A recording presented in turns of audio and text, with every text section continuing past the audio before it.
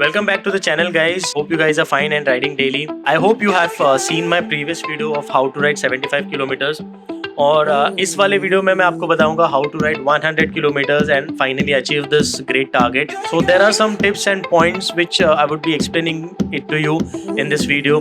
So please do watch this video till the end. So आपको सारे points मिल जाएंगे. You won't miss out on any point. And I hope आपका भी 100 kilometers target achieve हो जाएगा. So without any delay, let's begin the video. Today is my first 100 kilometers BRM, which is organized by the Odex India. It is 4:50 AM.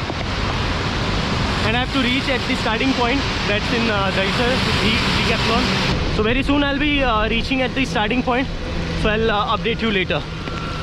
So basically ये Odex India का एक ride था BRM जिसको बोलते हैं, basically उसको ब्रेवे popular बोलते हैं, जो शॉर्ट डिस्टेंस राइड रहता है of 100 kilometres and 150 kilometres just to promote BRMs. Actual BRMs जो होता है वो 200 to 600 किलोमीटर्स का होता है. एनीवेज BRM और Odex India के बारे में एक डिटेल वीडियो में आगे बनाने वाला हूँ. So guys stay subscribed and hit the bell icon so that आपको नोटिफिकेशन आ जाएगा जैसे ही मैं नेक्स्ट वीडियो अपलोड करूँ. So guys let us begin with the first point. And the first point is plan your ride route very well. Planning ride route very well का मतलब ये होता है कि आपको ऐसा ride route प्लान करना है जहाँ पे ज़्यादा ट्रैफिक का आना जाना ना हो, कोई ऑब्स्टेकल्स ना हो, कोई अंडर कंस्ट्रक्शन या फिर वर्क इन प्रोग्रेस रोड्स ना हो और कोई डिवर्जन्स ना हो. ऐसा राइड रूट आपको प्लान करना है. तो ऑब्वियसली आपको ये सब चीज़ें आपको शायद गूगल मैप्स पे भी मिल जाएंगी. And now as you would be riding 100 kilometers, it is going to take at least 4 to 5 hours minimum to complete this ride. So considering this time as well you have to plan that ride route very well. So आप जहाँ पे रहते हो उसके आसपास में अगर कोई नेशनल हाईवे हो तो वो ज़्यादा बेटर रहेगा क्योंकि वो एक स्ट्रेट रूट होता है and you can just do this 100 kilometres by two and fro. So basically ये जो राइड रूट है वो 1 day प्रायर आप डिसाइड कर सकते हो. Now coming to the second point that is bike check. So whenever you start a ride, not necessary 100 kilometres and all, but कभी भी आप राइड पे जाते हो तो before starting your ride you always have to check this things which are most important. आपको आपके breaks बराबर चल रहे हैं कि नहीं वो चेक करना है, गियर शिफ्टिंग्स चेक करना है, टायर प्रेशर चेक करना है, any other loose things if you find then वो सब आपको चेक करना है. And riders also don't forget to carry a tool kit as well as a puncture kit. Now coming to the third point, that is stretching of your muscles. ये बहुत ही important चीज़ है जो आपको राइड के पहले करनी है और राइड के बाद करनी है.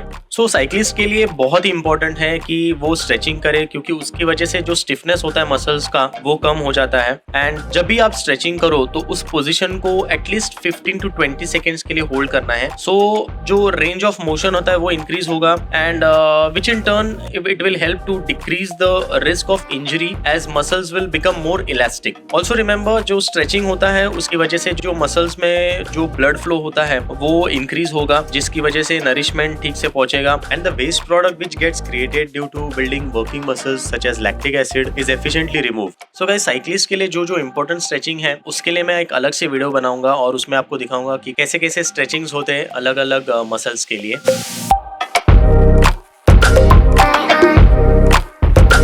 Now guys moving to fourth point, wear your safety gears.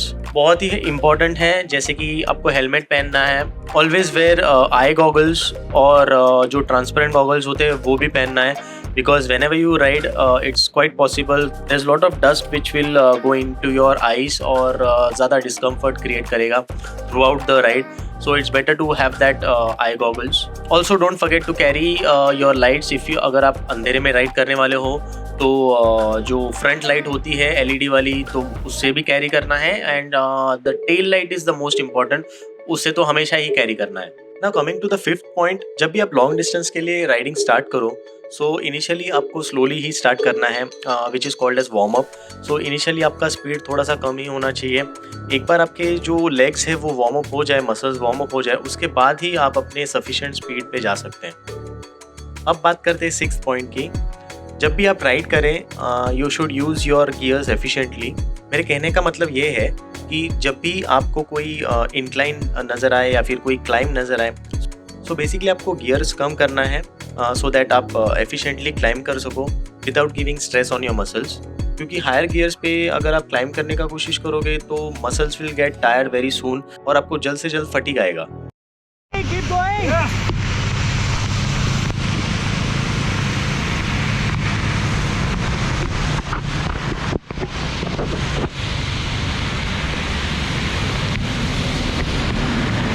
Keep it up, keep it up. Good.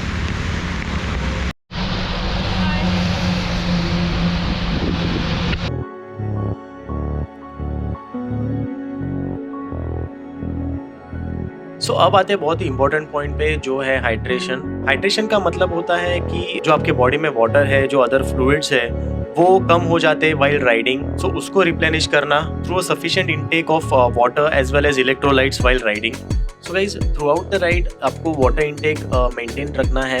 After every interval you have to have 1 or 2 sips. ऐसे सब लॉन्ग डिस्टेंस राइड्स पे जहाँ पे आप ऑलमोस्ट 4 to 5 आवर्स राइड करने वाले हो, ऐसे राइड्स पे वाटर इनटेक बहुत ही इंपॉर्टेंट होता है, because that will keep replenishing the water loss which you had already while sweating.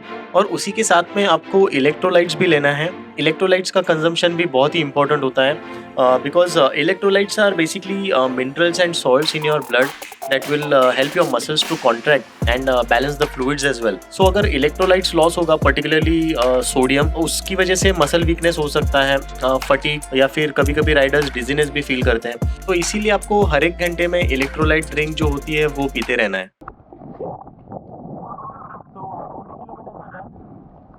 And still 60 left and 10 kilometers left for a break. I guess organizers have arranged some breakfast or water as well. I don't know. We'll have to check it out. Rest, I'm not that too much tired, but yeah, I have been having water as well as my electrolytes after 15 minutes at least, and already had one snack bar, and right now one energy gel is half consumed, half is left. So I'll finish it off till I reach 50 kilometers. So I'll keep you posted. Rest, the route is really nice and you can see everywhere. Now throughout the ride, once you start your ride, for example ये वाले ride में मैंने breaks लिए थे somewhere around 3। मैंने 25 kilometres के बाद एक 10 मिनट्स का ब्रेक लिया था और 50 किलोमीटर्स के बाद I had taken a break of half an hour. और जब मैंने रिज्यूम किया था उसके बाद वापस 25 किलोमीटर्स के बाद भी मैंने एक छोटा सा ब्रेक लिया था। ऐसे ऑलमोस्ट मैंने 3 ब्रेक्स लिए थे। So it's 70 kilometers done and just now I had taken a break. I had a banana and chicky. Now I'm moving ahead. So still 30 kilometers are left to reach 100 kilometers and complete the BRM target. So that was all about the 7th point, which is taking sufficient breaks on your ride. Now coming to the 8th point, the most important is your nutrition. You have to plan your nutrition very well so that you can ride efficiently and you don't get fatigue, you don't get any muscle cramps. So basic general rule of cycling is you should eat before you're hungry and drink before you're thirsty. So always try to carry banana, dry fruit, energy bars. तो basically आपको वही foods खाने हैं जिसमें proper carbohydrates हो, so that वहाँ उसमें से ग्लूकोज एक्सट्रैक्ट होगा और आपका एनर्जी लेवल जो है वो मेंटेन रहेगा। सो इसीलिए आप जब भी लॉन्गर राइड्स पे जाते हो तो हमेशा after every 30 minutes you have to eat something और the other which will keep fueling up your body. So अब बात करते हैं सबसे इम्पोर्टेंट और लास्ट पॉइंट की, जो है core training. Now it doesn't matter if you're riding 100 kilometers or 50 kilometers. If you're a cyclist and riding any kilometers, it is the most important thing that you undergo a core training. और core का मतलब होता है your central part which has your lower back, hips, stomach, your pelvis and glutes. So it is very important that you do core strengthening exercises. और ये exercises करने की वजह से आपके ab muscles और back muscles जो है वो बहुत ज़्यादा strong हो जाएंगे और उसकी वजह से कभी भी आपको back pain नहीं होगा। क्योंकि होता क्या है कि कई बार लोग core strengthening पे ध्यान नहीं देते एंड लेटर ऑन ग्रेजुअली उनको बैक पेन होता है, क्योंकि बैक मसल्स जो होते हैं वो वीक हो जाते हैं और जो साइकिलिंग एक्टिविटी होती है उसका लोड स्पाइन पर आ जाता है और उसकी वजह से then they start getting back pains. So ये बिल्कुल भी अवॉइड किया जा सकता है by doing core strengthening exercises. अब इसी के साथ साथ लेग मसल्स को स्ट्रॉन्ग करना भी बहुत ज़रूरी होता है। बहुत सारे साइकिलिस्ट ये सोचते हैं कि साइकिलिंग करेंगे तो लेग मसल्स ऑटोमेटिकली स्ट्रॉन्ग हो जाएंगे, लेकिन इससे बोन स्ट्रेंथ जो होती है वो नहीं बढ़ेगी। उसके लिए लेग ट्रेनिंग बहुत ज़रूरी है, specially quadriceps, glute muscles, hamstrings और हिप फ्लेक्सर्स।